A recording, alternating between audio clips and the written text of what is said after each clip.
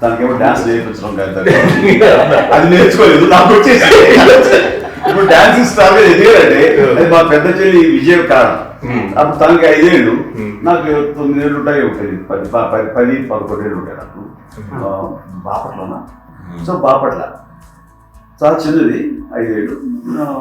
నాకు ఒక 11-12 ఏళ్ళు. తను తీసుకొని గోడ మీద పెట్టుకొని అలా కూర్చొని చూస్తుండేవాడు. కూర్చుంటే అది నేర్చుకుంటుంది. నేను మానసికంగా నేర్చేసుకున్నాను. ఇప్పటికీ ఆ స్టెప్స్ ఏమి చేస్తారు అంతగా ఇప్పుడు దాని తర్వాత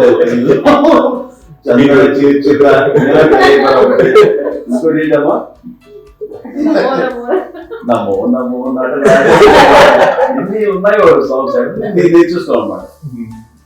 5 పిల్లల్లో ఎవరు ఎక్కువ పని చేసేవాళ్ళు, ఎవరు తక్కువ పని చేసేవాళ్ళు? ఏ పని చేయనండి, చేసేవాడు కదా అని అన్నయ్య చేసేవాడు, అన్ని పనులు అన్నయ్య చేసేవాడు. ఇక మా చిన్న చెల్లి పెద్ద చెల్లి ఎక్కువ చేసేది.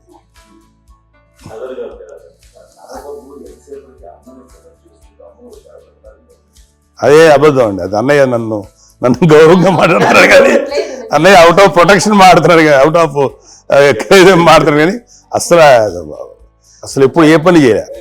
లేదు ప్రామిస్ అండి, ఏ పని చేసేవాడు కాదు. మా ఇద్దరికి మధ్యలో పాపం అన్నయ్య చాలా పని చేసేవాడు. ఎంత పని చేసేవాడు, నేను ఇచ్చిన తర్వాత మళ్ళీ నాకు ఏదైనా చిన్న పని చెప్తే అది కూడా నువ్వే చేయనివ్వండి. ఆ కోపం వచ్చేది, కోపం వచ్చి ఒకడు కొట్టేవాడు, కొడితే కోపం వచ్చేది తప్ప నేను వెళ్ళేవాడిని కాదు. అమ్మకి ఎప్పుడు ఏంటంటే ఒక ఇదే పని చేయడని, అంతే, నిజంగా ఏ పని చేసేవాడిని కాదు. అవునా? లేదు లేదు లేదు, మహాప్రేమ.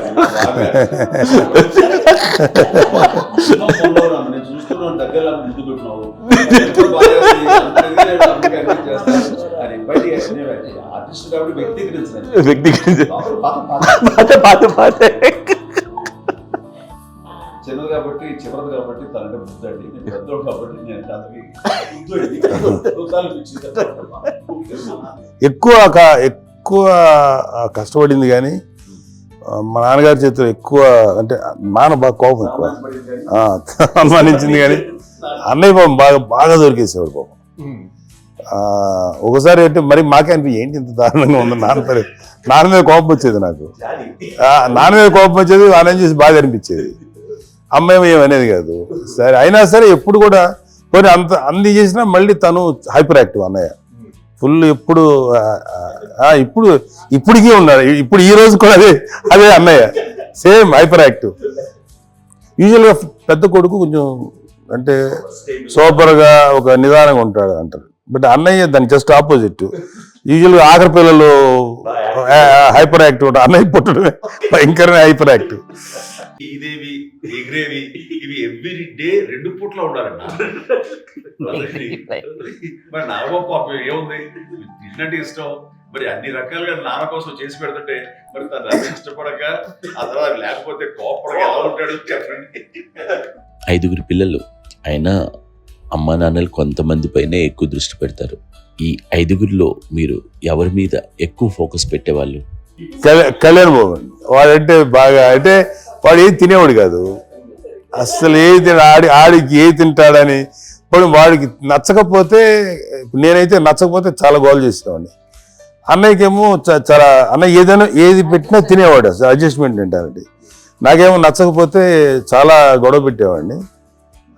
తిండి ఇది ఒక అన్నం, ఇది ఒక కూరలు వెళ్ళిపోయేవాడిని. అమ్మతో తిట్టి నాకు వెజిటేరియన్ ఎలర్జీ ఉండేది, అంటే చిరాకు అనమాట.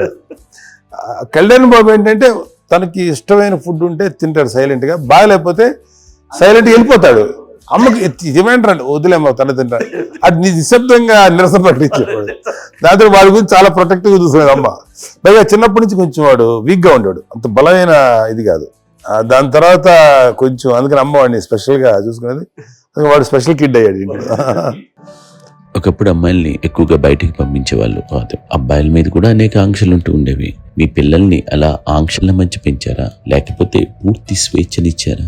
అంటే మాకు మా నాన్నగారు కానీ మా అమ్మగారు కానండి మాకన్నా చాలా బ్రాడ్ మైండ్ ఉన్న వ్యక్తులండి. ఎందుకంటే పిల్లలు ఎక్కడన్నా బయటకు వెళ్తే, ఇప్పుడు మేమైతే భయపడిపోతాం.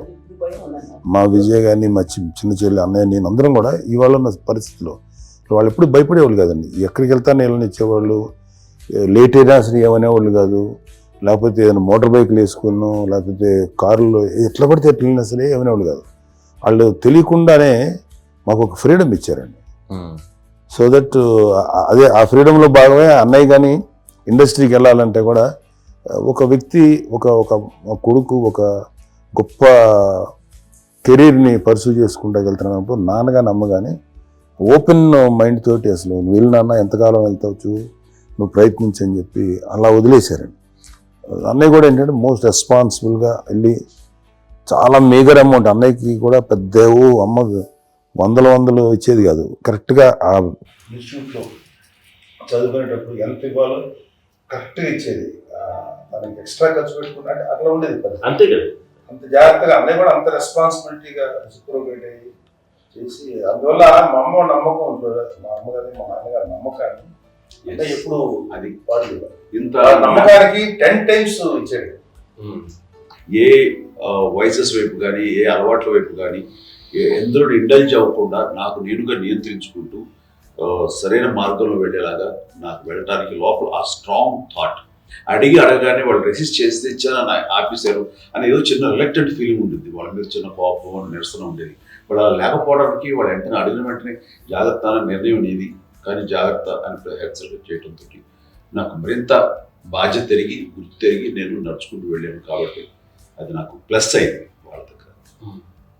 అంటే మదర్ అంటే తల్లి అనే కాదు, మదర్ ఫిగర్ ఎవరిచ్చినా సరే అది నానైనా తల్లితో సమానం అనుకుంటాను నేను. నాకు చెప్పినట్టుగా అట్లాగా అలసిపోయి వచ్చిన నాకు కాళ్ళు నొక్కుతుంటే నాకు భయం వేసేసేది. ఆ తర్వాత పడుకో గమనించేవాడు, అది కూడా కోపం. అంటే ఉదాహరణ అంటే మళ్ళీ అదే నాకు తిడతారు, కాదు పడుకుని ఎక్కడ నిద్ర వస్తుంది నాన్న. సో ఆ రకంగా నాన్న తన ప్రేమ చూపిస్తుంటాను. ఆ తర్వాత గోండా టైంలో కూడా నేను ట్రైన్ కింద వెళ్తుంటే నాన్న అక్కడే ఉన్నారు, రాజమండ్రి దగ్గర ప్రాంతంలో. ఆయన చాలా కోపం చేస్తుంది, ఇలాంటి చేస్తుంటావు నువ్వు, ఏదైనా అయితే ఏంటి అనేది చెప్పి, ఏం పర్లేదా ఏమవుతుందో అన్ని రకాల సేఫ్టీ అన్ని రకాల జాగ్రత్త తీసుకున్నావు. ఈ రోజు ఉన్నది సేఫ్టీ అప్పుడు లేదు, అయినా సరే రేపు పొద్దున నీ కొడుకుడు ఇలాంటి పరిస్థితులు నీకు తెలిసి వస్తారు అప్పుడు అనేవాడు. ఎన్నిసార్లు ఆ మాట అనేవాడు. నాకు నిజంగానే మగధీరా టైం కూడా గుర్ర వ్యక్తుడి ఆ రోడ్డు మీద పడిపోయేది అని అన్నప్పుడు ఆ ఫస్ట్ వైపు ఆ ఫీలింగ్ కలిగింది. అలాగే పీటర్ హెయిన్స్ అనేవాడు ఫస్ట్ మగధీరలో జంప్ చేస్తారు, మోటార్ బైక్ జంప్ చేసినప్పుడు ట్రైల్లో పీటర్ హెయిన్స్ అంత హైట్ నుంచి 20 feet 25 feet హైట్ నుంచి పడిపోయి మొత్తాన్ని బోన్స్ ఇరగొట్టుకుని వాడు 7 నెలల పాటు వాడు ఇప్పుడు హాస్పిటలైజ్.